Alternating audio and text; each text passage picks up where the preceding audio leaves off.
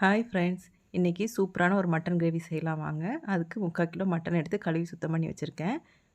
இந்த கிரேவிக்கு மசாலா அரைக்க 1 ஸ்பூன் சோம்பு, 2 துண்டு பட்டை, கொஞ்சம் கல்பாசி, 4-5 கிராம்பு, 2 ஏலக்காய், கொஞ்சம் ஜாதிபத்திரி, 1 அனாசி பூ, இதெல்லாம் இஞ்சி பூண்டு வெங்காயத்தோடு சேர்த்து அரைச்சிக்கலாம். இஞ்சி பூண்டு 2 இன்ச்சு நீளத்தில் ஒரு துண்டு இஞ்சி, 10 பூண்டு, ஒரு பெரிய வெங்காயம்.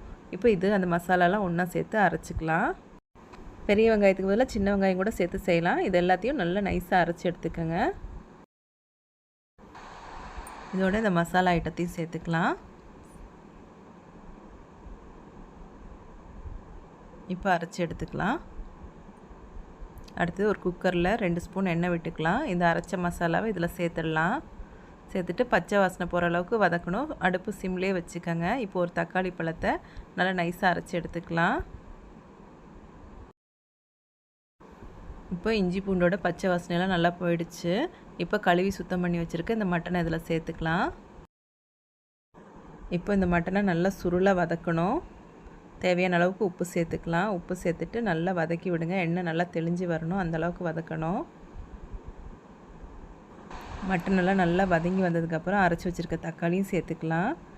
இதோட பச்சை வாசனை போகிற அளவுக்கு நல்லா வதக்கி விடணும்.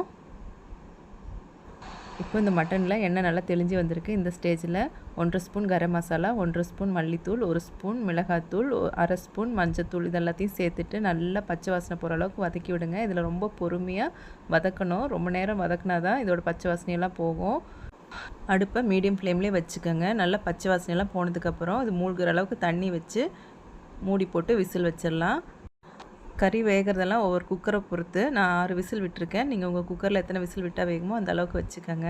இப்போ விசில் வந்துருச்சு. இப்போ குக்கரை ஓப்பன் பண்ணிவிட்டு அடுப்பை சிம்மில் வச்சுக்கலாம். சிம்மில் வச்சுட்டு இந்த தண்ணியெல்லாம் நல்லா வற்ற விடணும்.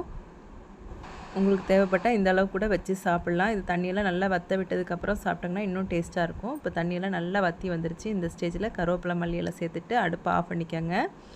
நம்ம கிரேவி எல்லா வித டிஃபன் ஐட்டம், சாப்பாடு ஐட்டம் எல்லாத்துக்குமே ரொம்ப மேட்சாக இருக்கும். கண்டிப்பாக செஞ்சு பாருங்கள். நம்ம வீடியோவை சப்ஸ்கிரைப் பண்ணாதவங்க சப்ஸ்கிரைப் பண்ணுங்கள், லைக் பண்ணுங்கள், ஷேர் பண்ணுங்கள். தேங்க்யூ.